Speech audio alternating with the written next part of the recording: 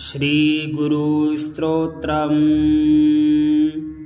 अखण्डमण्डलाकारं व्याप्तं येन चराचरं तत्पदं दर्शितं येन तस्मै श्रीगुरवे नमः। अज्ञानतिमिरान्धस्य ज्ञानाञ्जनशलाकया चक्षुरुन्मीलितं येन तस्मै श्रीगुरवे नमः।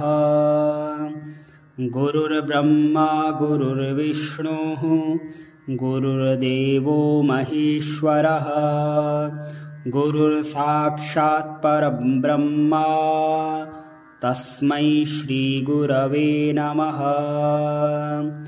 स्थावरं जगमं व्याप्तं यत्किञ्चित् सचराचरं तत्पदं दर्शितं येन तस्मै श्रीगुरवे नमः।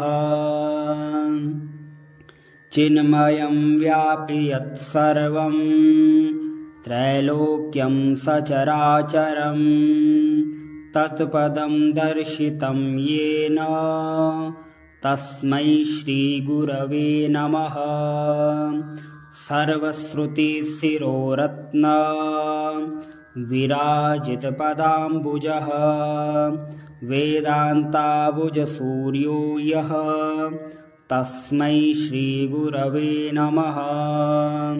चैतन्यः शाश्वतः शान्तो व्योमातीतो निरञ्जनः बिन्दुनादकलातीतः तस्मै श्रीगुरवे नमः। ज्ञानशक्तिसमारूढः तत्त्वमालाविभूषितः भुक्तिमुक्तिप्रदाता च तस्मै श्रीगुरवे नमः।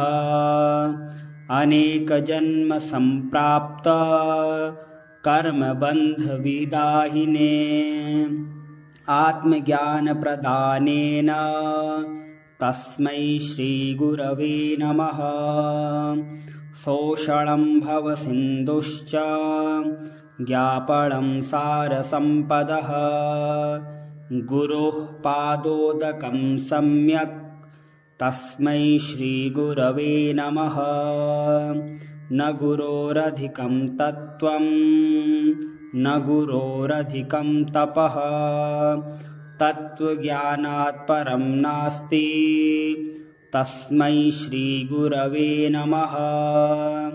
मन्नाथः श्रीजगन्नाथः मद्गुरुः श्रीजगद्गुरुः मदात्मा सर्वभूतात्मा तस्मै श्रीगुरवे नमः।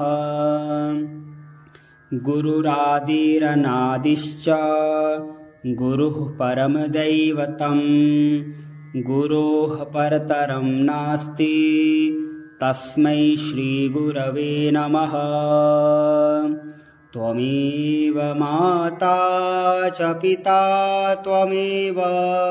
त्वमेव बन्धुश्च सखा त्वमेव